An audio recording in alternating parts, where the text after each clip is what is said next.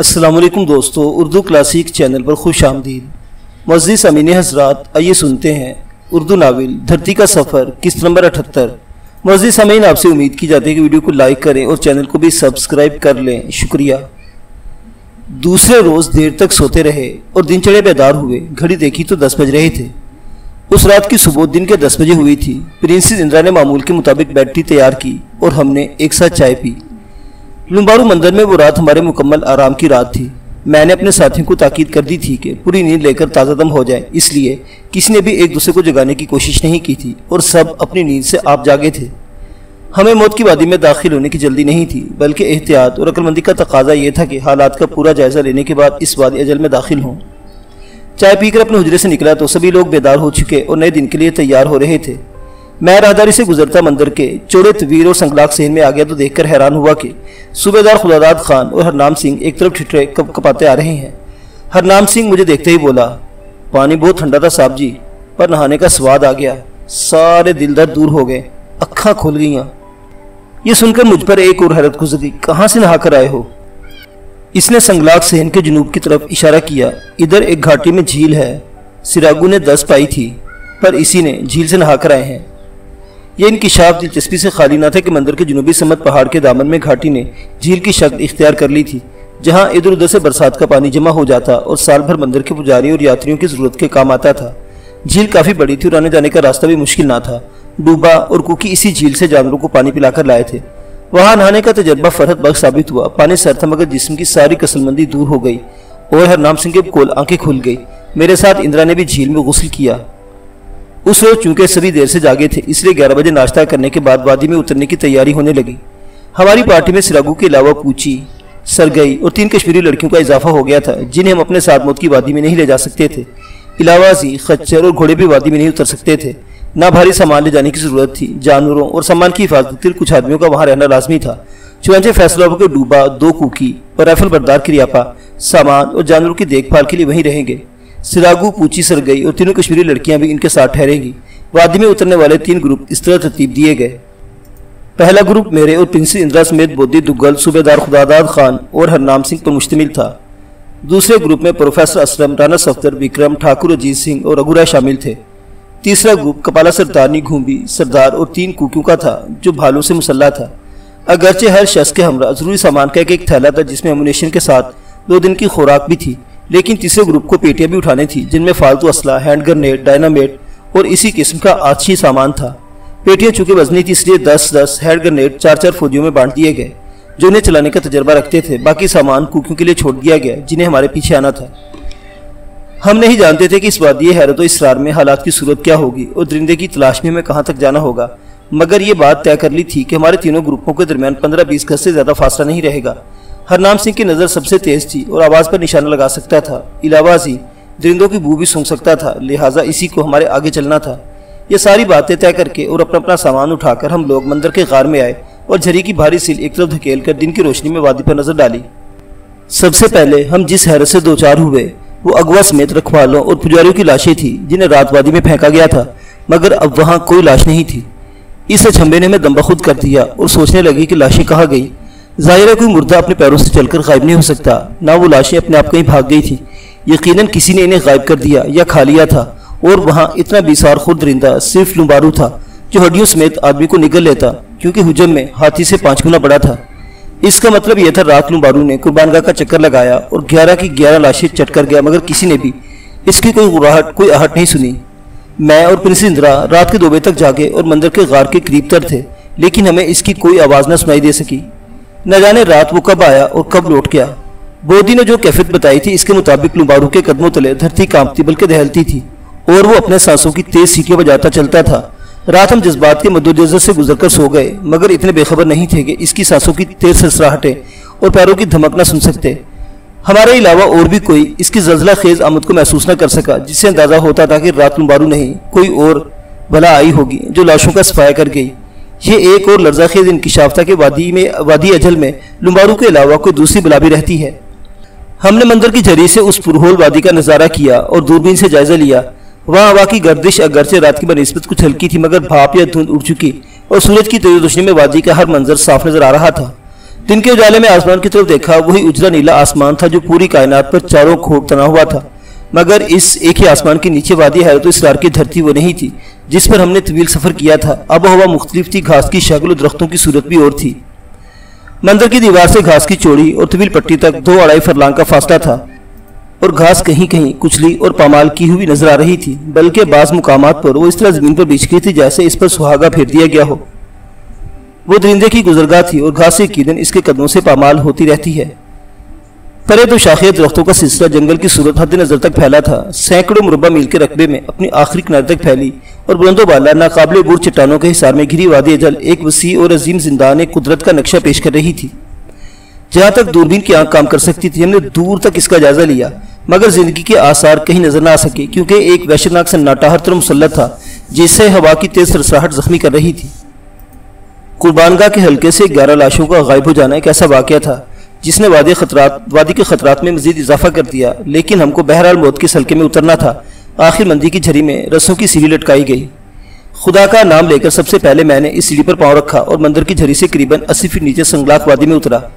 कुछ फासले पर जहां यके बाद दीगरे 11 लाशें फेंकी गई थी, पथरीली जमीन पर खून के धब्बे दिखाई दिए और गौर करने से पता चला कि लाशें वहां से खींची और घसीटी गई हैं, क्योंकि जमीन पर कुछ ऐसे निशानात नजर आए थे।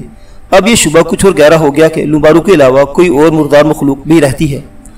मेरे बाद प्रिंसेस इंदिरा सीढ़ी से उतरी, फिर एक एक करके तीनों ग्रुप वादी में दाखिल हो गए और मैंने लाशें घसीटने के निशानात दिखाए जो कहीं बिल्कुल मालूम हो गए थे। वो निशानात घास की पट्टी की तरफ जा रहे थे। हरनाम सिंह और विक्रम इन निशानात पर हमारे आगे आगे चले। हम सब ने अपने अपने राइफलों के सेफ्टी केज खींच लिए थे ताकि किसी भी खतरे का फौरन मुकाबला कर सकें। घास की पट्टी की जानिब चलते हुए हमने जनूब की तरफ 3 मील दूर देवताओं के तनूर को धुआं उगलते देखा। बुलंदो बाला हिसार के साथ साथ संगलाक जमीन का वीरान हाशिया तनूर तक चला गया था। इसी जानिब पुराने मंदिर की कुर्बानगाह के आसपास कहीं अबू की पार्टी और दरिंदे के दरमियान एक भयानक कशमकश हुई थी, मगर मंदिर और कुर्बानगाह के निशानात तक मिट चुके थे और अब वहां लावे के पहाड़ और टीले खड़े थे। इस मुकाम का नक्शा दूरबीन से भी वाज़ेह न हो सका। मैंने सोचा अपने असल दुश्मन से निपट कर साथियों के हमरा इस मुकाम तक जरूर जाऊंगा और अब्बू और कलारा आंटी के हुजूर आंसू का नजराना पेश करूंगा। अभी हम घास की पट्टी से कोई निस्फ फरलांग दूर थे कि हरनाम सिंह और विक्रम जो 8-10 गज आगे थे छिटक कर पामालशुदा घास के अंदर कुछ देखने लगे।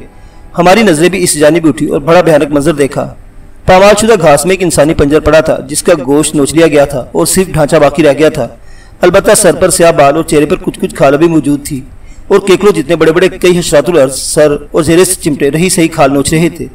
मैंने और मेरे साथ प्रिंसेस इंदिरा और प्रोफेसर असलम ने दूरबीन आंखों से लगाई और निस्फ फरलांग से इन हशरात को फोकस में लेकर देखा तो हैरत की इंतहा न रही। वो लंबी लंबी पतली टांगों वाले केकड़े नहीं बल्कि स्याह मकोड़े ये चूंटे थे जिनकी केकड़ों और मेंढकों जैसी जिसामत हैरानकुन थी। हम चंद कदम आगे बढ़े तो कुछ फासले पर दूसरी जगह घास के अंदर मंदिर के अगवा की अधखाई लाश नजर पड़ी जो अपने माथे पर बंधी सूख डोर से पहचान ली गई क्योंकि चेहरा मस्क हो चुका था। इस अधखाई लाश से 20 की तादाद में बड़े बड़े स्याह मकोड़े चिमटे इसे नोच भी रहे थे, खींच भी रहे थे। इन बड़े बड़े काले मकोड़ों को देखकर इस मुर्दार खोर बला का मुअम्मा हल हो गया जो लाशों को कुर्बान गाह से घसीट कर ले गई थी। हमने इधर उधर बिखरे पामालशुदा घास की लकीरों को देखा तो इसके अंदर जगह जगह लाशों के ढांचे नजर आए जिनका मांस एक ही रात में नोच दिया गया था या नोचा जा रहा था, क्योंकि हर ढांचे के साथ मुतअद्दिद मकोड़े चिमटे हुए थे। वही मकोड़े रात खून की बूंद सूंघ कर घास की पट्टी से निकले और कुर्बानगाह में पहुंचकर लाशों से चिमट गए। फिर इन्हें नोचते घसीटते खींचते घास की पट्टी में ले गए जहाँ उन्होंने रात भर ज़ियाफत उड़ाई और अब बचे कुचे मांस को नोच रहे थे। स्याह मकोड़े हजारों की तादाद में लाशों या ढांचों से चिमटे थे। इनकी जिसामत ही हैरत अंगेज थी और सूरत भी खौफनाक थी। इन्हें देखकर खौफ आता था। वो रातों रात 11 लाशें चढ़ कर गए थे। गालिबन घास की पट्टी ही इनकी दुनिया थी जहाँ जगह जगह मिट्टी के ढेर और बिल थे।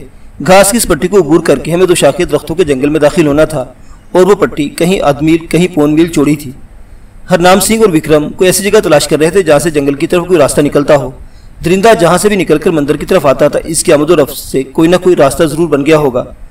वो दोनों इसी खोज में शुमाल की तरफ काफी दूर निकल गए और हम वहीं खड़े अगवा की अधखाई लाश पर काले मकोड़ों को कुल बुलाते और मांस नोचते देखते रहे। बड़ा इबरतनाक और लर्जाखेज मंजर था।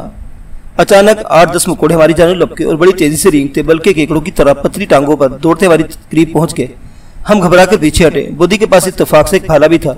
इसने आगे बढ़े भाले की नोक एक मकोड़े के जिस्म में परो दी और इसे जख्मी करके फेंक दिया। बाकी मकोड़े हमारा पीछा छोड़कर तड़पते जख्मी हम जिन्स पर टूट पड़े और इसे नोचने लगे। इस असना में हरनाम सिंह और विक्रम ने घास की पट्टी के दरमियान एक रास्ता तलाश कर लिया और हमें आवाज़ दी। हम इन खूनी और गोश्तखोर मकोड़ों से बचकर शुमाल की जानिब हो लिए। ہمارے دونوں ساتھیوں نے جو راستہ تلاش کیا وہ گھاس کی پٹی کے درمیان ٹیڑھا میڑھا کسی پگڈنڈی کی طرح گزرتا تھا، جہاں گھاس یا تو اگی نہ تھی یا پامال ہو گئی تھی۔ درندہ یقیناً اسی راستے سے آتا جاتا ہوگا، مگر اس کے پیروں کا کوئی نشان نہ مل سکا۔ وادی میں ہوا جہاں بگولوں کا چکر کاٹتی ہوئی اڑتی تھی کوئی نشان مل نہ سکتا تھا۔ اندیشہ تھا کہ کہیں کالے مکڑے ہمارا راستہ نہ روک لیں، مگر وہ راہ سے ایک بڑی ضیافت میں شریک تھے۔ ہم کسی مزاحمت کے بغیر پون میل چوڑی پٹی کو پار کر کے دو شاخے درختوں کے جنگل میں داخل ہوئے۔ ان درختوں کا نظارہ عجیب تھا۔ ہر درخت اپنے تنے سے کچھ اوپر جا کر دو شاخوں یا دو ٹہنیوں میں تقسیم ہو جاتا تھا، اور ان بڑی ٹہنیوں سے بھی دو شاخیں نکلتی تھیں۔ کوئی شاخ تنہا نہ تھی بلکہ چھوٹی شاخوں سے دو دو کونپلے پتوں کی صورت میں نمودار ہوتی تھی۔ جیسا میں بودی کے ذریعے معلوم ہوا تھا، پروفیسر ولیم ہرش کے نزدیک وہ درخت دوسرے ارضیاتی دور سے تعلق رکھتے تھے۔ ہماری پارٹی میں پروفیسر اسلم کو طبقات الارض کے علم یا تخلیق کائنات سے زیادہ دلچسپی تھی، مگر یہ تعین نہ کر سکے کہ وہ درخت کس نسل اور کتنی مدت کے تھے۔ تاہم ان کا بھی خیال یہی تھا کہ ہم دوسرے ارضیاتی دور کی دھرتی پر پہنچ گئے ہیں۔ اچانک ایک ہولناک چیخ سن کر ہم پریشان ہو گئے، اس سمے دیکھنے لگے جدھر سے آواز آئی تھی۔ ہرنام سنگھ کی تیز نظروں نے دور درختوں کے ایک جھنڈ میں کچھ دیکھ لیا اور دور رائفل اٹھا کر بولا، گدھ ہے کوئی۔ مگر وہ گدھ سے بڑا کوئی الونما پرندہ تھا جس کی بڑی بڑی آنکھیں شاخوں کے جھرمٹ سے میں گھور رہی تھی۔ ہرنام سنگھ چاہتا تھا کہ اسے مار گرائے، مگر پرنس اندرا نے منع کر دیا کیونکہ ہمیں اس سے کوئی نقصان کا اندیشہ نہیں تھا۔ اس جنگل میں ہمارے سامنے کوئی راستہ نہیں تھا کہ کدھر جائیں۔ درندے کے پیروں کا کوئی کھوج نہ مل سکا، البتہ اس مڑے توڑے راستے کی سیدھ میں جس سے گزر کر ہم جنگل میں داخل ہوئے تھے ایک طرف ہو لیے۔ درختوں کے درمیان کہیں کہیں جنگل کا گھنا اور تاریک ہوتا چلا گیا۔ اس جنگل میں عجیب سی وحشت کا احساس ہوتا تھا، سوائے ہوا کی تیز سرسراہٹ کے کوئی آواز نہ تھی۔ شکاری ایک عام جنگل کے خطروں کو بھی نظر انداز نہیں کرتا، اور ہم جس وادی میں سفر کر رہے تھے، جس جنگل سے گزر رہے تھے، وہاں اگرچہ کیکڑے جتنے بڑے بڑے مردار خور کالے مکوڑوں اور الونما جسیم پرندے کے علاوہ اور کوئی مخلوق دکھائی نہیں تھی، لیکن وادی حیرت و اسرار میں کوئی بھیانک خطرہ ناگہاں ہمیں گھیر سکتا تھا۔ اس لیے میں اور گھمبی کے گروپ کو، جس کے پاس صرف بھالے تھے، حفاظت کے پیش نظر دونوں رائفل برداروں کے درمیان کر لیا گیا۔ ہرنام سنگھ ہمارے آگے آگے دونوں ہاتھوں سے گھنی شاخوں کی پٹ کھولتا جنگل میں گھسا چلا جا رہا تھا۔ لمبارو مندر سے کم و بیش 4-5 میل دور نکل آئے تھے۔ جنگل میں کوئی خطرہ نہ تو گھنے درختوں پر تھا، نہ زمین پر پیش آیا، البتہ بعض شاخوں پر جونکوں کی قسم کے سنڈے یا کیچوے رینگتے نظر آئے۔ وہ شاخوں کے درمیان سے گزرتے وقت ایک جونکنما کیڑا گھمبی سردار کے بازو سے چمٹ گیا، اور اس وقت پتہ چلا جب اس نے بازو پر کاٹا اور گھمبی کی چیخ نکل گئی۔ پارٹی رک گئی۔ رد رنگ اس کیڑے کو رومال سے پکڑ کر گھمبی کے بازو سے اتارا گیا۔ بازو آنن فانن سوج گیا۔ جہاں کیڑے نے کاٹا تھا وہاں ایک دوا مل دی گئی۔ زہر کا اثر دور کرنے کے لیے بازو پر ایک انجیکشن بھی لگا دیا گیا، جس سے گھمبی کا درد کم ہوا اور پارٹی پھر آگے بڑھی۔ گھنے جنگل سے گزر کر ہم اچانک ایک چٹے میدان میں داخل ہوئے، جہاں تھور کے 2 شاخے درخت ستونوں کی مانے زمین کی چھاتی میں پنجے گاڑے کھڑے تھے، اور ان سے پرے ایک پہاڑی سلسلہ شمالن جنوباً پھیلا تھا۔ اس میدان میں جاتے ہرنام سنگھ نے نتنے سویڑ کر فضا کو سونگنے لگا اور بولا، مینوں کوئی بو آ رہی ہے۔ رانا صفدر اور وکرم نے بھی، جو اس معاملے کی سوجھ بوجھ رکھتے تھے، ہوا میں سونگا۔ ان کے نزدیک یہ غیر معمولی بات نہ تھی، مگر جو ہی ہم لوگ چٹر میدان سے گزر کر پہاڑی سلسلے کی جانب بڑھے، ایک جانب کے پہلو میں کسی عجیب الخلقت جانور کا بہت بڑا ڈھانچہ دیکھ کر بری طرح چونکے۔ وہ ڈھانچہ سر کی ہڈی تک گرگٹ نما، کم و بیش 70-80 فٹ طویل اور بودی سے لمبارو کی جو خصوصیت سنی تھی ان کے عین مطابق تھا، مگر پروفیسر کے بقول 1.5 پرانا تھا۔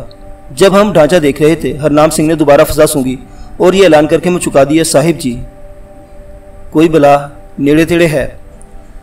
اب کے رانا صفدر اور وکرم نے تصدیق کی کہ بو محسوس ہو رہی ہے۔ ہوا شمال سے جنوب کی سمجھ جا رہی تھی اور بو شمال سے آ رہی تھی۔ میری اپنی چھٹیس بتا رہی تھی کہ خطرہ کہیں آس پاس ہی ہے۔ ناگا ہرنام سنگھ نے درندے کی سانسوں کی آواز سن لی اور اچھل گیا۔ پھر سانسوں کی اتار چڑھاؤ کی مدھم سنسناہٹ نے سب نے سنی اور چونک گئے۔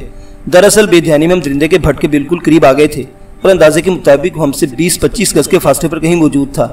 میں نے اپنے ساتھیوں کو پہاڑی سلسلے پر چڑھنے کا اشارہ کیا۔ مقابلے سے پہلے ضروری تھا کہ ہم اپنی حفاظت کا انتظام کر لیں۔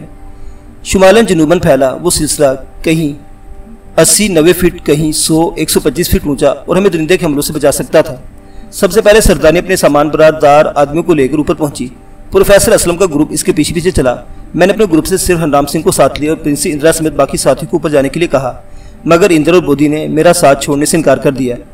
دگل اور صوبیدار بھی میرے بغیر اوپر جانے پر تیار نہ تھے۔ میں نے وہاں چھوڑ کر اور خطرے کی صورت میں فوراً بلندی پر چلے جانے کی ہدایت دے کر ہرنام سنگھ کے ساتھ آگے بڑھا۔ درندے کی سانسوں کی آواز اب زیادہ قریب معلوم ہو رہی تھی، جیسے کوئی ریلوے انجن ہونک رہا ہو۔ پہاڑی کے ساتھ ہم ابھی 60-65 قدم چلے ہوں گے کہ ٹھٹک کر رکے۔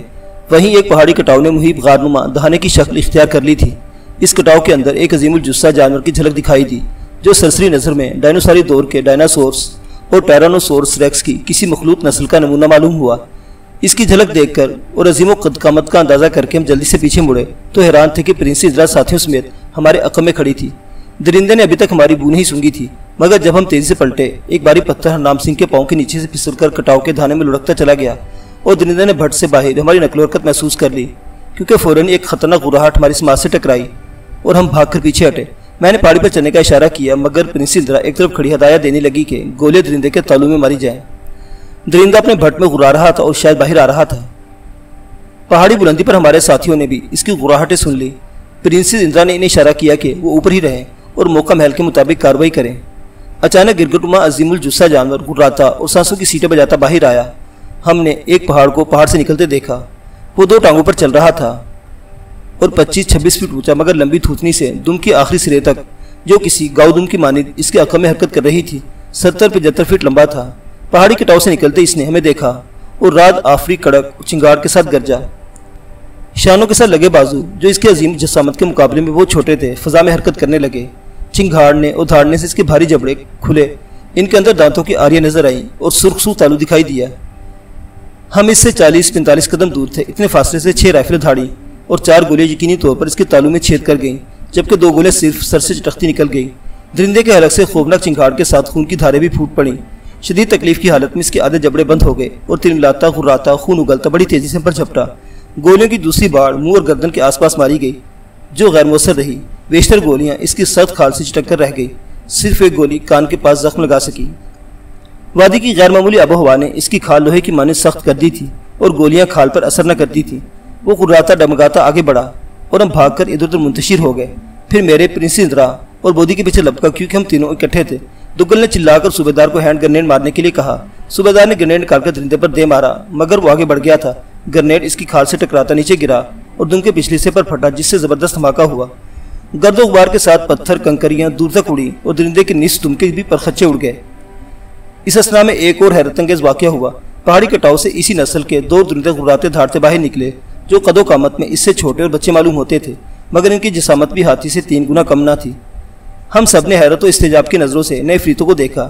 اسی لمحے دمکڑے زخمی درندے نے جھپٹ کر دگل کو اپنی پیٹ میں لے لیا، جو نئے جانوروں کو حیرت و خوف سے دیکھ رہا تھا۔ پھر اس کے پنجے میں جکڑا اوپر اٹھنے لگا، رائفل ہاتھ سے گر گئی اور بھیانک چیخ فضا میں گونجتی چلی گئی۔ دگل کی حالت دیکھ کر ہمارے ہاتھ پاؤں پھول گئے۔ اب ہم درندے پر فائر کر سکتے تھے، نہ گرنیڈ پھینک سکتے تھے، بلکہ اس کے عقب میں ان 2 درندوں کو بھی بھول گئے، جن کی غراہٹوں اور بھیانک آوازوں سے وادی گونج اٹھی تھی۔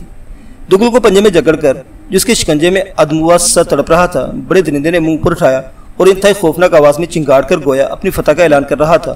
اس کا اوپر اٹھا منہ پہاڑ کی جانب تھا اور جب پوری شدت سے چنگاڑتے ہوئے خون آلود جبڑے کھلے تو بلندی سے پروفیسر سسمران صفدر وکرم اجیت سنگھ اور رگھو رائے نے موقع سے فائدہ اٹھا کر اس کے تاولے میں چند گولیاں اور اتار دی۔ وہ غراتا لڑکھڑاتا خون اگلتا نہ صرف پیچھے ہٹا بلکہ دگل پر اس کی گرفت بھی چھوٹ گئی، جو فضا میں لڑکھنیاں کھاتا پہاڑ کے دامن میں جا گرا۔ اس کے بے جان جسم میں کوئی حرکت نہیں تھی۔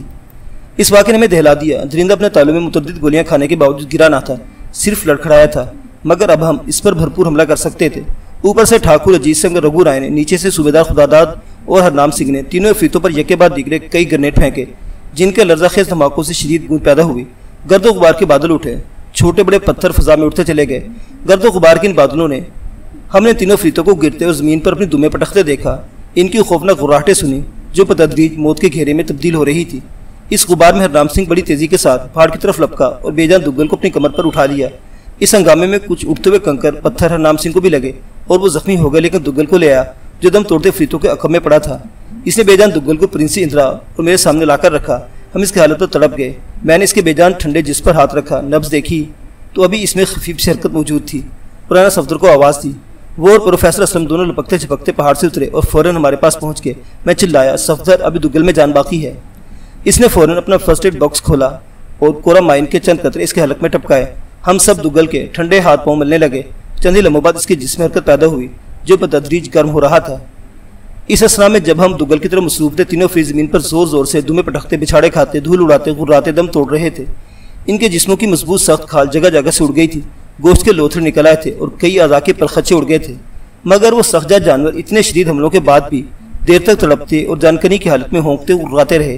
اگر ہرنام سنگھ ہمت کر کے دگل کو ان کے عقب سے نہ اٹھاتا تو یقیناً کسی فرید کی دم کہ جھپٹ میں آ جاتا تو اس حالت میں کسی دم کا ایک ہی کوڑا اس کی زندگی ختم کر دیتا۔ 10-15 منٹ میں تینوں افرید دم توڑ گئے اور ان کے مرتے ہی جیسے فضا پرسکون ہو گئی۔ ادھر دگل کو بھی ہوش آ گیا، پسلی اور ریڑھ کی ہڈی میں درد محسوس کر رہا تھا، لیکن رانا صفدر نے مضروب ہڈیوں پر تیل کی مالش کر دی اور اسے اٹھا کر بٹھا دیا۔ پرنس اندرا کے دونوں باڈی گارڈ بھی پہاڑ سے نیچے آ گئے اور ہرنام سنگھ کے ساتھ اس پہاڑی کٹاؤ میں جھانکنے لگے جو درندوں کا مسکن تھا، مگر اب وہاں ان کے جسموں کی مخصوص بو کے سوا اور کچھ نہ تھا۔ دگل اٹھ کر چلنے پھرنے لگا تو ہماری جان میں جان آئی۔ پھر ہم نے مردہ افریتوں کا جائزہ لیا اور پروفیسر اسلم نے انکشاف کر کے چکا دیا کہ دم کٹا بڑا جانور دراصل مادہ تھی اور دوسرے دونوں اس کے بچے تھے۔ ان بچوں کا باپ یعنی اصل نوبارو یا پھر ڈائناسورس اور ٹائرانوسورس ریکس کی مخلوق نسل کا درندہ ان میں نہیں تھا۔ اس انکشاف سے ایک نئی تشویش لاحق ہوئی کہ نر کہیں خوراک کی تلاش میں نکلا ہوگا۔ رائفلوں کے فائروں اور ہینڈ گرنیڈ کے مسلسل دھماکوں سے وادی اجل کی فضا لرز اٹھی۔ وہ دھماکے یقیناً کئی کے میل تک سنائی دیے ہوں گے۔ نوبارو نے جہاں بھی کہیں ہوگا ان کی دہشتناک آوازیں سنی ہوگی اور وہ اپنے بھٹ کی طرف پلٹے گا، گویا ابھی ہمارا مشن ادھورا تھا اور اس کی تکمیل نوبارو کی ہلاکتی سے پاک ہو سکتی تھی۔ یہ سوچ کر ہم نے فیصلہ کیا کہ اسی پہاڑی سلسلے پر جو درندے کا مسکن تھا اس کا انتظار کریں گے، خواہ ہمیں رات اسی پہاڑ اوپر ایک کھلے آسمان کے نیچے بسر کرنا پڑے۔ رانا صفدر نے ہرنام سنگھ کے زخموں پر بھی مرہم لگا دیا تھا۔ ایک بھاری کنکر اس کے کندھے پر، دوسرا کولے پر لگا تھا اور معمولی زخم آ گئے تھے۔ ہرنام سنگھ مرہم لگوانے پر تیار نہیں تھا، مگر اسے مرہم لگوانے پر اس لیے مجبور کیا گیا کہ وادی کی اجنبی آب و ہوا میں معمولی زخم کہیں بگڑ نہ جائیں، کیونکہ سردار گھومبی کا بازو جس پر زہریلے کیڑے کا کاٹا تھا ابھی تک سوجا ہوا تھا۔ دن کے 4 بج رہے تھے۔ ڈھلتے سورج کی روشنی میں درختوں، پہاڑوں، ٹیلوں کے اور خود ہمارے سائے لمبے ہو رہے تھے۔ کچھ ساتھی ابھی تک پہاڑ پر بیٹھے تھے۔ ہم اپنا سامان سمیٹے پہاڑی سلسلے کی جنوبی ڈھلان کی طرف ہو لیے، کیونکہ اوپر جانے کے لیے وہی راستہ تھا، اور ڈھلان کو عبور کر کے اپنے کوکی ساتھیوں کے پاس پہنچ گئے، جنہوں نے بلندی سے ایک انتہائی خوریز مارکا دیکھا، اور اس مارکے میں دیو پیکر افریتوں کو، جو غالباً ان کی سردار بھوتوں سے بھی کہیں بڑے اور انتہائی خطرناک تھے، دم توڑتے مرتے دیکھا تھا۔ انہوں نے سردارنے سمیت ہمارے سامنے ہاتھ جوڑ دیے اور آسام کی قبائلی بولی میں آفرین کہی، کیونکہ ہم نے دیو پیکر درندوں یا زرد وحشیوں کے دیوتاؤں کو ہلاک کر دیا تھا، اور پسرت تگائی کی یہ بات درست ثابت ہوئی تھی کہ آدمی دیوتاؤں سے بڑا ہے، لیکن ابھی ہمیں سردار دیوتا کا انتظار تھا۔ معزز سامعین حضرات، دھرتی کا سفر ابھی جاری ہے۔ بقیہ واقعات اگلی قسط میں دیکھتے رہیے اردو کلاسک۔ اللہ حافظ۔